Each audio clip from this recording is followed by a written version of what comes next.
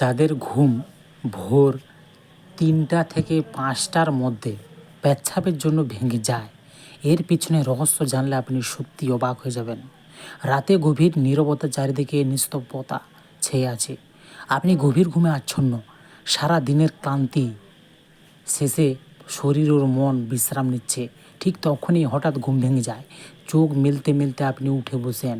এক ধরনের অজানা অস্থিরতা আপনাকে ঘিরে ফেলে। ঘড়ির দিকে তাকিয়ে দেখেন প্রতিবারের মতনই কাঁটা ৩টা থেকে ৫টার মধ্যে সময় দেখাচ্ছে। ঘুম ভাঙার কারণ পেচ্ছাপের প্রবল চাপ। আপনাদের মধ্যে অনেকে আছেন যাদের প্রতি রাতে এই অভিজ্ঞতা হয়। অনেকেই এটাকে একটি স্বাভাবিক শারীরিক প্রক্রিয়া ভেবে এড়িয়ে যান। ভাবেন হয়তো রাতে একটু বেশি জল খাওয়া হয়েছে, অথবা বয়সের প্রভাব হতে পারে। কিন্তু আপনি কি কখনো এক মুহূর্ত থেমে ভেবেছেন কেন আপনার ঘুম প্রতিবারেই ওই একই সময় ভেঙে যায়? কেন রাত 12টায় নয়? কেন নয় সকাল 6টায়? আজ আমরা যে রহস্য পর্দা উন্মোচন করতে যাচ্ছি তা জানলে হয়তো আপনি অবাক হয়ে যাবেন। কারণ এটি কোনো সাধারণ ঘটনা নয়। এটি আসলে মহাবিশ্বে এক গভীর ও রহস্যময় সংকেত, এক ডিভাইস শক্তি বার্তা যা সরাসরি আপনার কাছে পাঠানো হচ্ছে। এটি এক ডাক, এক বার্তা, এক সতর্কতা এবং একই সঙ্গে এক সুযোগও বটে। কিন্তু এতদিন আপনি হয়তো সেই সংকেতকে অপেক্ষা করেছেন। তাই এক শ্বাস আটকিয়ে শুনুন, কারণ আজ আপনি জানতে চলেছেন সেই রহস্য যা আপনার জীবন বদলে দিতে পারে। ভোর রাত ৩টা থেকে ৫টার মধ্যে পেচ্ছাপের জন্য ঘুম ভেঙে যাওয়ার কারণ। আসলে এটি তোমার প্রারব্ধ, অতীত, ভবিষ্যৎ এবং আত্মার সঙ্গে যুক্ত এক অদ্ভুত সংকেত। এটি এমন একটি সত্য যা জানার পর তুমি আর কখনো এই ঘটনাকে সাধারণ মনে করতে পারবেন না। আমাদের প্রাচীন বেদ, পুরাণ ও ধর্মগ্রন্থের সময় কে শুধু ঘড়ির কাঁটা হিসেবে দেখা হয়নি। সময়কে এক জীবন্ত শক্তি, এক উচ্চতর শক্তিরূপে গণ্য করা হয়েছে। দিনে প্রতিটি ঘটনায় নিজস্ব এক প্রভাব থাকে এক বিশেষ শক্তি। কিন্তু এই সমস্ত সময়ের মধ্যে যেটি সবচেয়ে পবিত্র, শক্তিশালী ও অলৌকিক বলে বিবেচিত, সেটি হলো ব্রাহ্ম মুহূর্ত। এই সময়টি হচ্ছে ভোর ৩টা থেকে ৫টা পর্যন্ত। ব্রহ্ম অর্থাৎ পরমাত্মা, আর মুহূর্ত অর্থাৎ সময়, অর্থাৎ এটি সেই সময় যাকে পরমাত্মার সময় বলা হয়। এই সময়টিতে সৃষ্টি পরিচালনাকারী ঐশ্বরিক শক্তি তার সর্বোচ্চ স্তরে অবস্থান করে। রাতে অন্ধকার যখন ধীরে ধীরে শেষ হতে থাকে আর দিনের আলো তখন পুরোপুরি আসে না, সেই সময়ে মাঝে মুহূর্তটাই এক জাদুকরী সময়। এই সময়ে দেবদেবী, ঋষিমুনি ও আত্মারা সূক্ষ্ম রূপে পৃথিবীতে অবতরণ করেন। পুরো ব্রহ্মাণ্ডের সবচেয়ে পবিত্র, নির্মল ও শান্ত শক্তিগুলো তখন আমাদের চারপাশে উপস্থিত থাকে। তুমি হয়তো অনুভব করেছো এই সময়ে হাওয়া আলাদা রকম লাগে। হাওয়া থাকে হালকা ঠান্ডা আর অপার সতেজতা। পাখিরা তখন চঞ্চল হয়ে চেঁচামেচি শুরু করে। পুরো পরিবেশটা হয়ে ওঠে একেবারে অলৌকিক ও শান্তিময়। এই সময়টা শুধু শান্ত নয়, বরং অন্তত বিশেষ ও পবিত্র। এখন তোমার মনে প্রশ্ন জাগতে পারে, এটার সঙ্গে রাতের মধ্যে ঘুম ভেঙে যাওয়া আর পেশাবের ইচ্ছার সম্পর্ক কী? সম্পর্কটা কিন্তু খুবই গভীর। যখন এই দিব্য শক্তি তোমার সঙ্গে সংযোগ স্থাপন করতে চায়, তোমাকে কোনো বার্তা বা সংকেত দিতে চায়, তখন সে তোমার সঙ্গে সরাসরি কথা বলে না, বরং সে তোমার শরীরকেই মাধ্যম করে নেয়। তোমাকে ঘুম থেকে জাগানোর জন্য সে তোমার শরীরে পেশাবের ইচ্ছা জাগিয়ে তোলে, যাতে তুমি উঠে বুঝতে পারো। এটি কোনো রোগ বা ভুল নয়, বরং এক দিব্য সংকেত যা জানার কোনো ঈশ্বরীয় শক্তি তোমার সঙ্গে যোগাযোগ স্থাপন করতে চাইছে।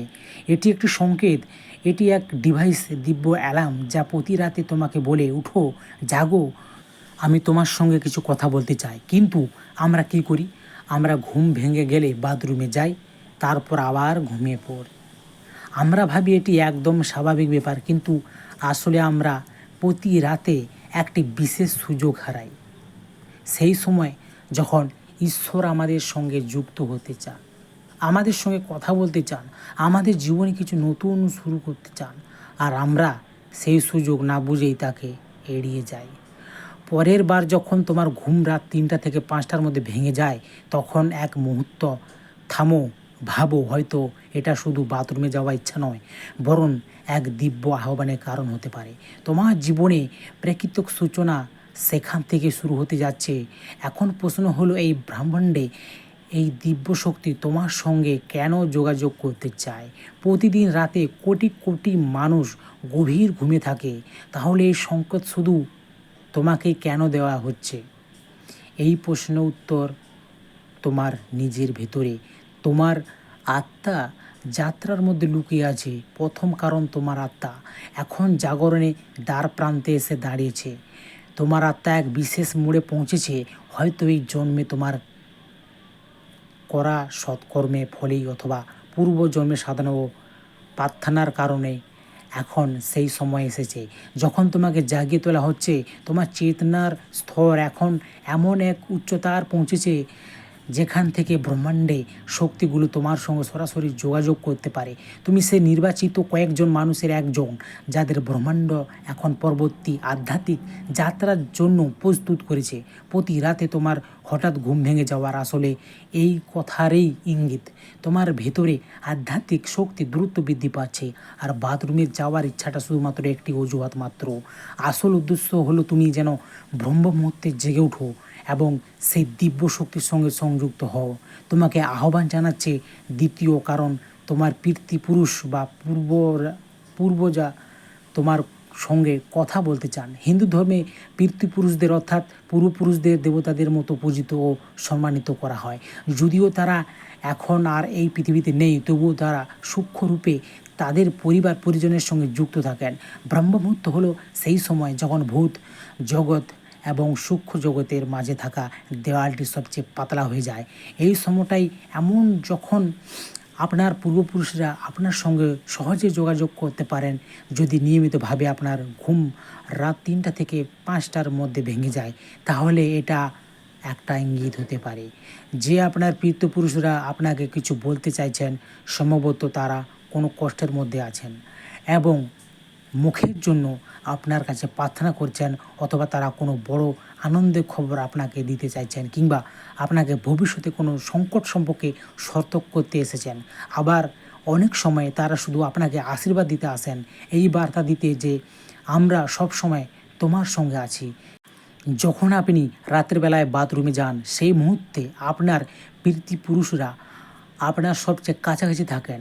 সেখানে তারা আপনাকে দেখাচ্ছেন, আপনার সঙ্গে হাঁটছেন।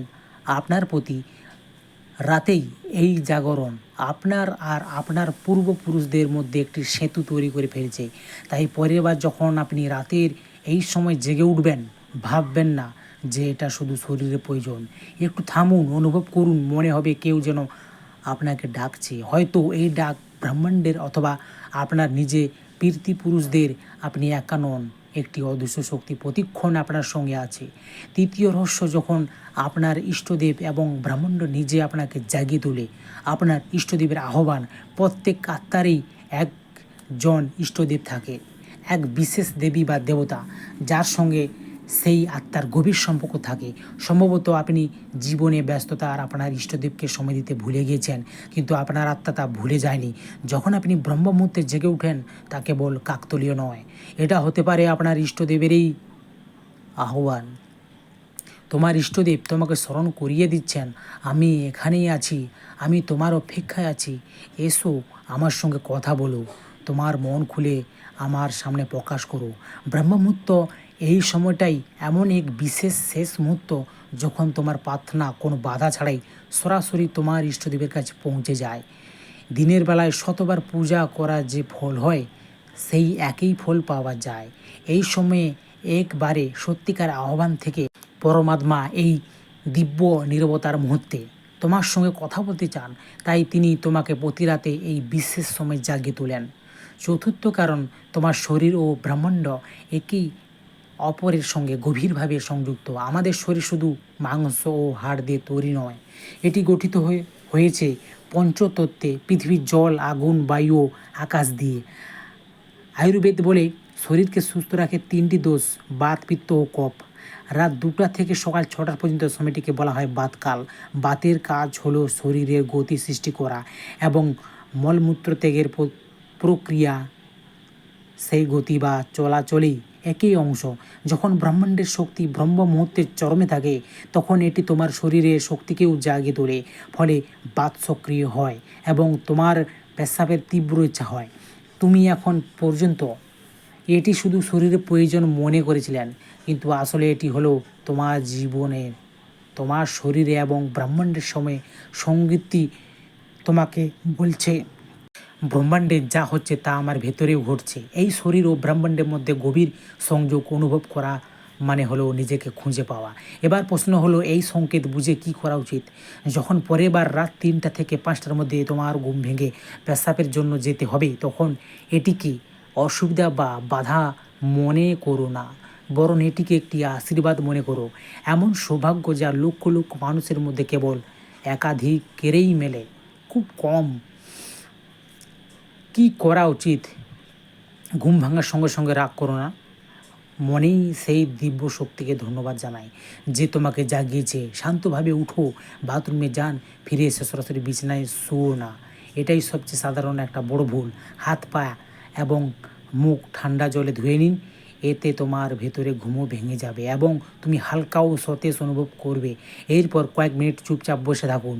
চাইলে মনে মনে প্রার্থনা করতে পারেন অথবা শুধু সেই নীরবতাকে শুনুন, কারণ সেই নীরবতার মধ্যেই লুকানো আছে সেই বার্তা যা তোমার জন্য পাঠানো হচ্ছে। মনে রাখুন, এই সময় ঘুম ভাঙা কোনো সাধারণ ঘটনা নয়, বরং এটি তোমাকে জাগ্রত করার প্রচেষ্টা। ব্রহ্মাণ্ড, তোমার ইষ্টদেব, পরপুরুষ এবং তোমার নিজস্ব শরীর সবাই তোমাকে বলছে, এখন উঠো, সময় এসেছে। শান্তভাবে বসুন, চোখ বন্ধ করে বসুন, পিঠ সোজা রাখুন এবং ধীরে ধীরে শ্বাস নেওয়া ছাড়া প্রতি মনোযোগ দিন। অনুভব করুন যে শ্বাস আপনি নিচ্ছেন তা সাধারণ বাতাস নয়, এটি হলো ব্রহ্ম মুহূর্তে পবিত্র শক্তি যা তোমার পুরো শরীরকে শুদ্ধ করছে। যখন তুমি শ্বাস ছাড়ছো তখন তোমার সমস্ত চিন্তা, দুশ্চিন্তা এবং নেতিবাচকতা শরীর থেকে বেরিয়ে যাচ্ছে। কয়েক মিনিট এই নীরবতায় ও শান্তিতে বসে থাকো। এই সময়ে ব্রহ্মাণ্ড তোমার সঙ্গে কথা বলতে চায়, শুধু মনোযোগ দিয়ে শুনে যাও। হতে পারে কোনো ভালো চিন্তা তোমার মনে আসবে বা সেই উত্তর তুমি পেয়ে যাবে যা তুমি অনেক দিন ধরে খুঁজছিলে। চাইলে তোমার ইষ্টদেবের ধ্যান করতে পারো অথবা ধীরে স্বরে ও মন্ত্র জপ করতে পারো, ও এর ধ্বনি সরাসরি ব্রহ্মাণ্ডের শক্তির সঙ্গে যুক্ত হয় এবং তোমার চিন্তাকে পরিষ্কার ও শান্ত করে তোলে। তুমি তোমার পূর্বপুরুষদেরও স্মরণ করতে পারো এবং মনে মনে প্রার্থনা করতে পারো, হে আমার পূর্বপুরুষগণ, আপনাদের প্রতি প্রণাম। অনুগ্রহ করে আমাদের উপর আপনার আশীর্বাদ রাখুন। যদি কোনো ভুল করে থাকি আমাকে ক্ষমা করুন। প্রথমত আপনাদের মন ঠিক বুঝবে না বা আবার ঘুম এসে যেতে পারে, কিন্তু হাল ছেড়ো না। প্রথমে শুধু 5 থেকে 10 মিনিট এভাবে করো। ধীরে ধীরে তুমি এই সময়টাকে ভালোবাসতে শুরু করবে, কারণ এটাই সেই মুহূর্ত যখন তুমি নিজেকে এবং ব্রহ্মাণ্ডকে সত্যিকারেভাবে অনুভব করতে পারবে। তোমার মন ও শরীর এখনও ধীরে ধীরে এই বিশেষ সময়ের জন্য প্রস্তুত হতে শুরু করবে। এটি তোমার আত্মার পিপাসা যা এখন জেগে উঠেছে। যখন তুমি প্রতি রাতে এই অভ্যেসটি অনুসরণ করবে, তুমি নিজের জীবনে চমৎকার পরিবর্তন দেখতে পাবে। তোমার মুখে এক নতুন দীপ্তি আসবে, তোমার চিন্তা ও ভয় কমে যাবে। তো বন্ধুরা, আমার এই চ্যানেলটি সাবস্ক্রাইব করুন এবং শেয়ার করুন। আর এই চ্যানেলে ভিডিওটি আপনাদের দিয়েছি, যদি ভালো লাগে তো লাইক, কমেন্ট, শেয়ার করতে ভুলবেন না। কমেন্টে লিখে যান জয় শ্রীরাম, জয় শ্রী হনুমান। আর ভিডিওটি লাইক, কমেন্ট, শেয়ার করতে ভুলবে না। তো ভালো থাকবেন। জয় শ্রীরাম, জয় শ্রী হনুমান।